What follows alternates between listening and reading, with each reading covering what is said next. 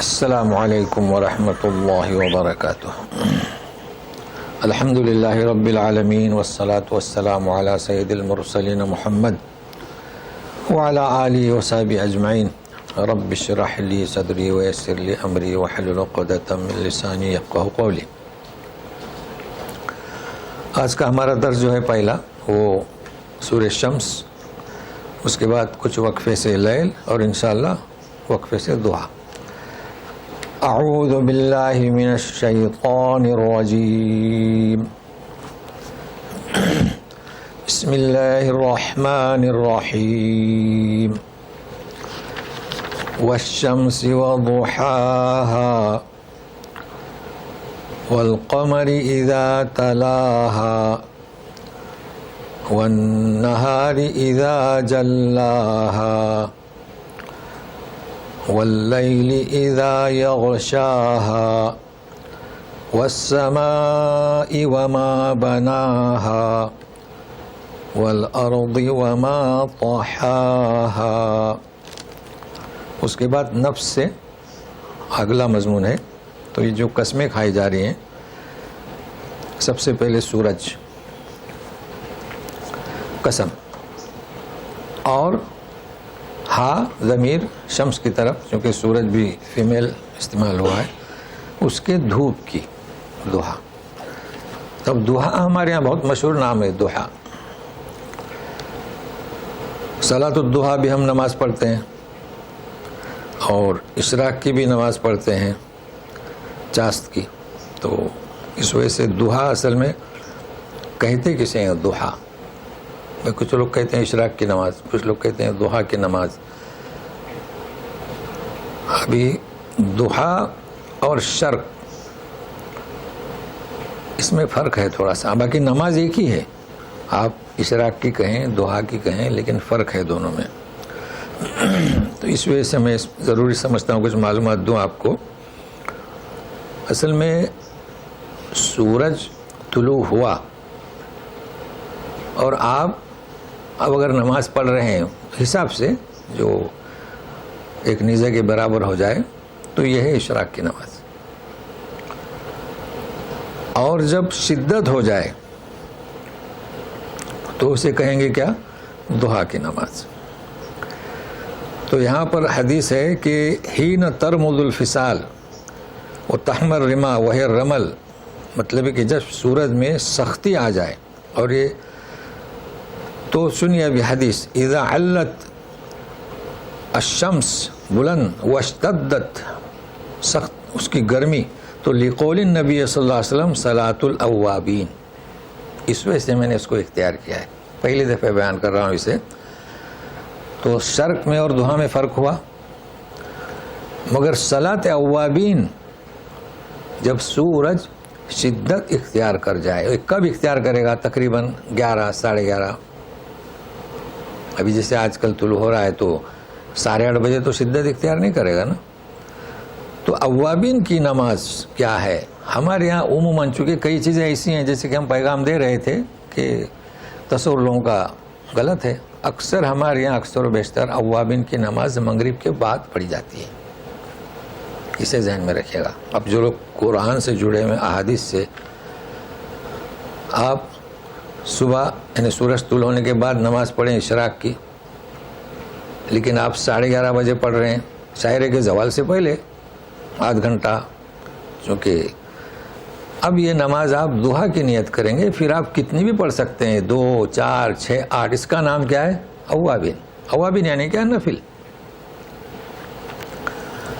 اچھا، ہم یہ نہیں کہہ رہے ہیں کہ مغرب کے بعد آپ نماز نہ پڑھیں، مغرب کے بعد 2 رکعت تو پڑھنی ہے، سنن تابع سنت بھی، اس کے بعد اگر آپ پڑھنا چاہتے ہیں تو اختیار ہے 4 6 8، مگر اس کو اوابین کا نام نہ دیں، چونکہ اوابین حدیث رسول سے کسے کہا گیا؟ جب سورج کی گرمی سخت ہو جائے۔ اب جیسے کہ جمعہ کے روز ہم داخل ہوتے ہیں تو تحیۃ المسجد کی 2 رکعت پڑھتے ہیں، ابھی وقت ہے، پڑھتے رہیں 2 4، مگر اس کو جمعہ کے پہلے کا نام نہ دیں۔ یہ چیزیں، یہ پیغام یہ جمعہ کے روز کا تو ہم بیان کر چکے ہیں، تو اسے ایک نئی چیز آج میں آپ کو بتا رہا ہوں۔ تو ضحیٰ، تو ان کی قسمیں کھائی جا رہی ہیں۔ والقمر، چاند جبکہ ہاں یعنی سورج کے پیچھے چلے. تو یہ تلاوت بھی اسی لیے کہتے ہیں کہ ہم تلاوت کرتے ہیں ایک آیت کے بعد دوسری, اسی کا نام تلاوت ہے کہ پیروی کرتے ہیں نا. کوئی ایسا نہیں کہ ایک آیت یہ پھر پچھلی. تو چاند کی قسم ایک تو ایک انسان بیان کر رہا ہے کہ چاند ہے, وہ نہیں, وہ پیچھے چل رہا ہے, اس کی قسم.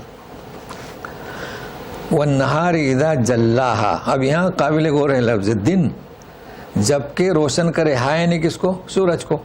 یہ بھی صحیح ہے. اگر آپ نے یوں کہا کہ دن سورج دن کو نمودار کرے, یہ بھی صحیح ہے, بات تو ایک ہی ہے. مگر یہاں ہم ترجمہ یوں نہیں کریں گے کہ سورج جو ہے دن کو رونما کرے, نہیں, یہاں دن والنہار یعنی دن نکلا تو ہم نے سورج کو دیکھا. یہ بھی صحیح ہے کہ سورج نکلا تو ہم نے دن کو دیکھا, مگر یہاں نہار. واللیل اذا یغشاہا, رات جب ڈھانکے کسے؟ سورج کو. یہ ہے کہ سورج ڈوب گئے تو رات چھا گئی, بات ایک ہی ہے.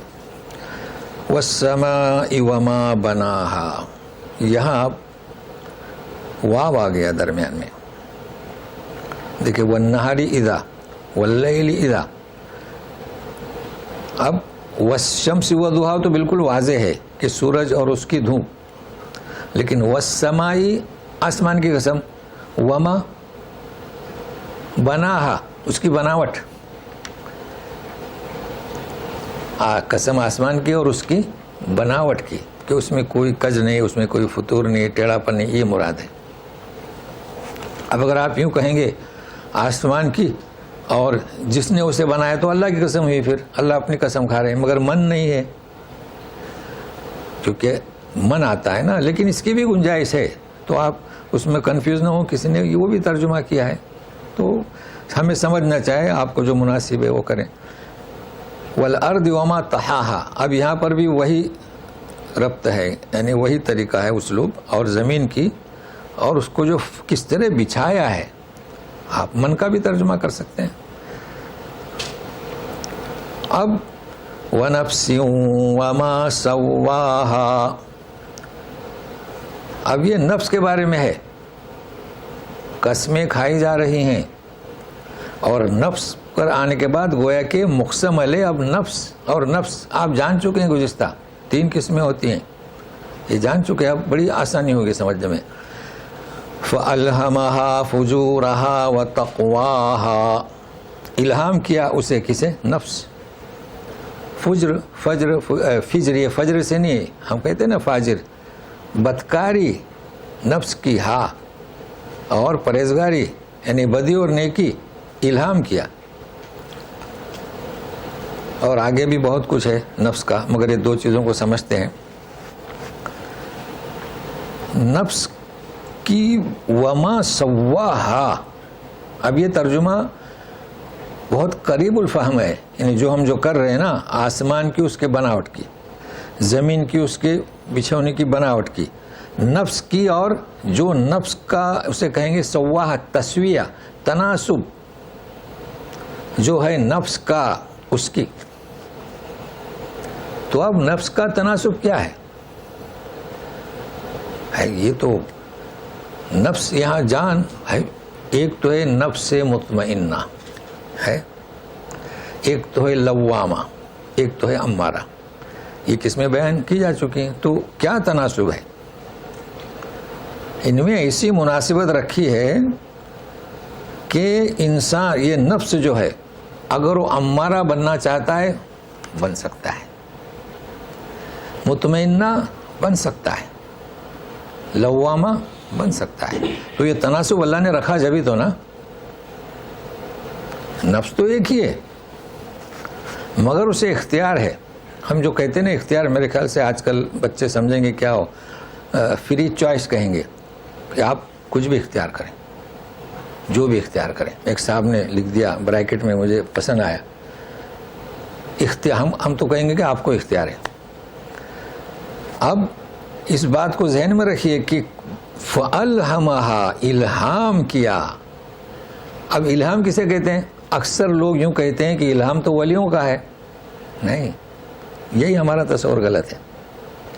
ولیوں کو الہام نہیں ہوتا ہے, یعنی ولیوں ہی کو نہیں, ہر ایک کو، یہ میرا مقصد ہے، نفی نہیں کر رہے ہیں، ولیوں ہی کو نہیں بلکہ پرندوں کو بھی ہوتا ہے، جانوروں کو بھی ہوتا ہے۔ وحی اور ہے، شہد کی مکھی کو وحی ہے نا، فاوحینا کہ اس کی طرف وحی کی کہ جاؤ اپنا روٹ بنا لو۔ الہام جانوروں کو بھی ہوتا ہے۔ آپ نے دیکھا ہوگا گائے جب بچہ جنتی ہے اس میں وہ صلاحیت نہیں کہ اٹھ کے کھڑی ہو، لیکن ہوتی ہے، ہلتے کانپتے، کیا کرتی ہو، کہاں جاتی ہے؟ سیدھا وہ دودھ کے تھن کے بعد جاتی ہے۔ اور تو یہ کیا کوئی مدرسے میں سے ٹریننگ ہو کے آئی ہے، ہو اس کو ٹریننگ ملی ہے، اس کا نام ہے الہام۔ ہمیں اور آپ کو بھی ہوتا ہے مگر ہمیں اس کا علم نہیں۔ آپ کے یہاں کوئی مسئلہ پیچیدہ ہے، آپ بیٹھے ہیں سوچ رہے ہیں، ایک آئیڈیا، ہمارے یہاں کہتے ہیں آئیڈیا سمجھ میں آئی، یہی تو الہام ہے۔ آپ نے کسی سے پوچھا، بس سوچ رہے ہیں، غور فکر کر رہے ہیں، ایک آئیڈیا آپ کے سمجھ میں آئی کہ جو بہت آسان ہے، اس کا نام کیا ہے؟ الہام۔ تو نفس کو اللہ تعالیٰ فرمایا تو ہے کہ الہام ہم نے کیا، پھر ہم اس کو ولیوں کے ساتھ کیوں خاص کرتے ہیں؟ جی ہر ایک کو کیا اختیار، یا تو بدی یا پرہیزگاری۔ یہ واضح ہو گئی، اس میں ابھی بہت کچھ سمجھنا ہے۔ قد افلح من زکاہا وقد خاب من دساہا، قسم کھائی جا رہی ہے اور نفس کے بعد تفصیل شروع ہو گئی۔ ہم نے صحیح طریقے سے بنایا، الہام کیا، اب جب الہام کیا تو اس کو جب اختیار دیا وہ اختیار کرے۔ کیا کامیاب ہوا جس نے اسے سنوارا اپنے نفس کو۔ تو معلوم ہوا کہ نفس کی 3 شکلیں، اختیار کسے؟ آپ کو۔ اب ہم کیسے، روح کیا چیز ہے، نفس کیا ہے، جان کیا ہے، آپ کون ہیں، ہم کون ہیں، مگر اتنا تو سمجھ میں آتا ہے آپ کو جو چاہے اختیار کریں، مجبوری نہیں۔ اور یہ بالکل درست اسلوب ہے اللہ تبارک تعالیٰ کا، اس لیے کہ ہم نے صرف سہولت دی ہے، چپکایا نہیں، لازم نہیں کہ تم فجر فسوق کرو یا تقوی پرہیزگاری اختیار کرو۔ تو جس نے سنوارا، جسے ہم کہتے ہیں تزکیہ نفس، اور تزکیہ نفس کس سے ہوگا آپ جانتے ہیں۔ وقد خواب، نامراد ہوا، من دسہا، جس نے نفس کو روندا۔ بھائی اللہ نے آپ کو دیا نفس، آپ کو چاہے کہ، اور اختیار کی صلاحیت دی، سمجھنے کی صلاحیت دی، تو آپ کو چاہے کہ اسے پاک کرے، سنوارے، لیکن آپ روند رہے ہیں۔ تو یہ نفس المطمئنہ وغیرہ کے بارے میں آج اس کی معلومات ہمیں ملی کہ یہ نفس ہے کیا اور ہمیں کیا کرنا ہے۔ تو دعا کریں کہ اللہ تعالی ہمیں، ہماری نسلوں کو توفیق دے کہ ہم اپنے نفس کو سنواریں، اس کی اصلاح کریں اور اچھی چیزوں کو اختیار کریں۔ اب مثال دی جا رہی ہے، مثال مطلب کیا ہے؟ قصہ، چونکہ انہوں نے نفس کو نہیں سنوارا، اور قریش سے یہ سلسلہ مناسبت رکھتا تھا۔ تو سنیے، کذبت ثمود بطغواہا اذ انبعث اشقاہا فقال لهم رسول اللہ ناقۃ اللہ وسقیاہا۔ جی چھٹلایا ثمود نے، یعنی قوم ثمود۔ بطغواہا، ضمیر کا نفس، نافرمانی، طغیانی، تجاوز، اس نے اختیار نہیں کیا۔ اب کیا جھٹلایا اس نے؟ کس کو جھٹلایا آپ جانتے ہیں؟ پیغمبر کو۔ اب اس کی اذم بعث اشقہا، اذم بعث کے معنی بھی جان چکے ہیں، اٹھ کھڑا ہونا، ایک تو قبر سے اٹھ کھڑا ہونا بعث، اور یہاں وہ یہاں اٹھ کھڑا ہوا، یعنی سامنے آیا، چونکہ اونٹنی آ چکی تھی، معجزہ طلب کیا تھا۔ اب یہ بدبخت، مشورہ طے ہوا، مسئلہ یہ تھا کہ وہ اونٹنی جو ہے نا، اس کی باری، جیسے کہ اگلی آیت میں آ رہا ہے، پانی پینے کی باری 1 دن کی تھی، اور دوسرے دن اپنے جانوروں کو آپ پلاؤ۔ تو جس دن وہ جاتی تھی اس کی باری پر تو پورا پانی صاف کر دیتی تھی۔ اب یہ پریشان ہوئے کہ یار ہمیں 1 دن، یہ تو ہم نے معجزہ طلب کیا ہے، تو ہمیں 1 دن، پھر 1 دن گیپ، اسے مار دینا چاہیے۔ اشقا، اذن باس اشقا، بدبخت، ایک تو ہوتا ہے شقی، بالکل بدبخت شخص اٹھ کھڑا ہوا، یعنی اس نے یہ ذمہ داری لی کہ بھائی اسے اب اس اٹھنے کو کون قتل کرے گا. معلوم ہوا تو پیغمبر نے اس وقت کے جو تھے صالح علیہ السلام، انہوں نے کہا کہ ناقۃ اللہ. یہ کب کہا جاتا ہے؟ انتباہ. جیسے ہم کہتے ہیں نا کسی کو سانپ سانپ سانپ، مطلب کیا ہے کہ دیکھو ناقۃ اللہ، اللہ کی اونٹنی. کیا مطلب اللہ کی اونٹنی؟ اللہ کی جانب سے بھیجی ہوئی ہے یہ اونٹنی. جی. وَسُقْيَاهَا، سقیا دیکھتے ہیں حرم شریف میں سقیا زمزم، پانی پلانے کی باری، اس میں مخالفت مت کرو. یہ اونٹنی کس کی ہے؟ اللہ کی. اور پانی پلانے کی باری، ان باتوں سے آگاہ رہو، یہ کہا. تو ایک اسلوب ہوتا ہے ناقۃ اللہ سقیاہا. جیسے ہم کہتے ہیں گاڑی گاڑی، کسی کو کوئی دیکھ نہیں رہا ہے، پار ہو رہا ہے روڈ، تو یہ اسلوب ہے کلام پاک میں بھی. مگر اس کے باوجود بھی ان کا رد عمل دیکھیے. فَكَذَّبُوهُ فَعَقَرُوهَا، فَعَقَ نہیں فَعَقَرُوهَا، ف الگ ہے اق الگ ہے. فَكَذَّبُوهُ فَعَقَرُوهَا فَدَمْدَمَ عَلَيْهِمْ رَبُّهُمْ بِذَنبِهِمْ فَسَوَّاهَا. فَدَمْدَمَ یہ بھی پہلی دفعہ لفظ آیا ہے. جھٹلایا اس نبی کو. اقروہا، آپ ترجمہ کیا کریں گے؟ ٹانگیں کاٹ دی، کوچے کاٹ دی. اصل میں اس کو اونٹ کے پیروں کو ٹانگیں نہیں کہتے، اب ہم کہتے ہیں کوئی مسئلہ نہیں، اس کو کوچے کہا جاتا ہے. کاٹے بھی نہیں، اکر کے معنی کاٹنا نہیں ہوتے. دیکھیں لفظ استعمال ہوا ہے ذبح، قطع، یہ اکر آیا ہے. اکر کے معنی کیا؟ اصل میں مسئلہ یہ ہے کہ اونٹ آپ نے دیکھے ہوں گے، اونٹ کو ذبح کرنا اتنا آسان نہیں، اس لیے اونٹ کو بھی کوئی یوں نہیں کہتا کہ ذبح کرو. نہر یہ ہے اونٹ. فصل لربک وانحر یوم النحر. اب اونٹ کو کیسے نہر کریں گے؟ کسی کی ہمت ذبح کرے نہیں کر سکتے. تو اس کی دو شکلیں تھیں. کوئی اتنا ماہر فنان ہو، پھر اونٹ کا غصہ آپ جانتے ہیں، وہ چھوڑے گا نہیں، کاٹ لیتا ہے. اس کا کاٹنا سانپ کی طرح نہیں ہوتا ہے، وہ مگرمچھ کی طرح سمجھیے. تو کچھ ماہر اب بھی ہیں، ہم نے دیکھا ہے، مطلب دیکھا مطلب اس میں کیا اسے کہتے ہیں یوٹیوب میں، جو وہ اتنی چالاکی سے پھرتیلی سے اسے خلاص. لیکن یہ ابھی کا لیٹسٹ طریقہ ہے. پہلے نیزہ مارنے والا ایسا نیزہ مارتا تھا کہ اسے پتہ ہی نہیں، کھڑا ہے اور لگ جائے.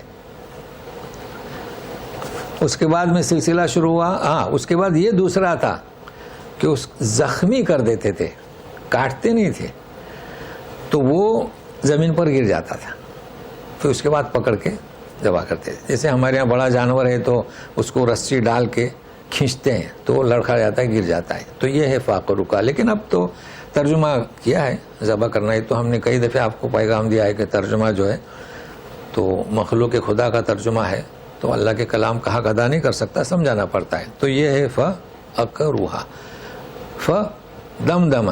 اب یہ ہم کیوں سمجھا رہے ہیں؟ کوشش کریں پڑھنا ہے. دیکھو اب ایک شخص پڑھ رہا ہے فَأَقَرُوهَا فَأَقَرُوهَا، معلوم ہوتا ہے فا کا ایک لفظ ہے، اور آپ پڑھتے ہیں فَأَقَرُوهَا، یعنی عین سے اٹھاتے ہیں. تو فَدَمْدَمَ، فَدَمْدَمَ نے فَدَمْدَمَ، یہ تھوڑی محنت کرنا پڑے گی. اور قراء جو ہیں، میں آپ کو ایک چیز پیغام دوں آپ کو، شیخ الحسری نام ہے، بہت مشہور ہے. آپ سرچ کریں گے، کھوج کریں گے کہ تلاوت الحسری بہت مشہور ہے، اور یہ سارے قراء کے استاد ہیں، یعنی جسے ہم کیا کہیں گے ٹاپ کے قراء. پہلے تھے ہی نہیں، یہ سب ان کے شاگرد ہیں، شاگردوں کے شاگرد ہیں. ان کا تلفظ اگر آپ سیکھنا چاہتے ہیں تو ماشاءاللہ، لیکن ورشن نافع نہ نکالیں. تلاوت بروایت حفص عاصم یا کہ نکالیں، نہیں تو پھر وہ تو آپ کے سمجھ میں آئے گا نا. وہ علیہم ولضالین پڑھیں گے تو آپ کے سمجھ میں آئے گا. تو ورش کی قرات، ورش کی نہیں بلکہ بروایت حفص اپنی قرات سنیں. سیکھنے کے لیے بہت بہترین ہے. نام نوٹ کر لے، شیخ حسری جی، اور موجود ہے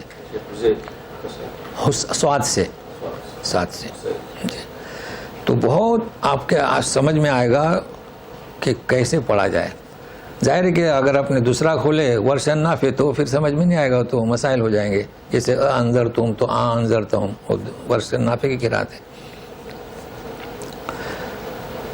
تو پڑھنے کے لیے ہم نے کہا تھا اچھا دمدم یعنی کیا، اس کے معنی ہوتے ہیں اب کہ عذاب، لیکن عذاب معنی نہیں ہے، عذاب اور چیز ہے. اور یہ بہت غصہ، چونکہ جب اونٹنی کو انہوں نے اس کی کھوچے کاٹیں تو بہت سختی والا عذاب. دمدم علیہم ربہم بذنبہم فسواہا، یعنی فرق ہوا اس میں غصے کی شدت ہے. ورنہ عذاب تو وقتی طور پر بھی آتا ہے نا، گرفت کے لیے. سیلاب بھی ایک قسم کا عذاب ہے امتحان کے لیے. تو فدمدم بہت بالکل آخری درجہ والا. تو معنی کیا کریں گے؟ فدمدم علیہم، بھیجا ان کے اوپر رب نے، ان کے اوپر ان کے گناہوں کی پاداش میں. سواہا، اس قوم کو، بستی کو. سوا ہے یعنی کیا، ایسا اجڑا ہے، ایسا ہلاک ہوئے ہیں کہ خلاص جیسے زمین، خلاص مکانات وغیرہ کچھ نہیں. یہ ہے تسویہ، زمین جیسا کر دیا ان کو. ولا یخاف عقباہا، عقبہ یعنی انجام، اسے اس انجام کا کوئی ڈر نہیں. کیوں ڈر؟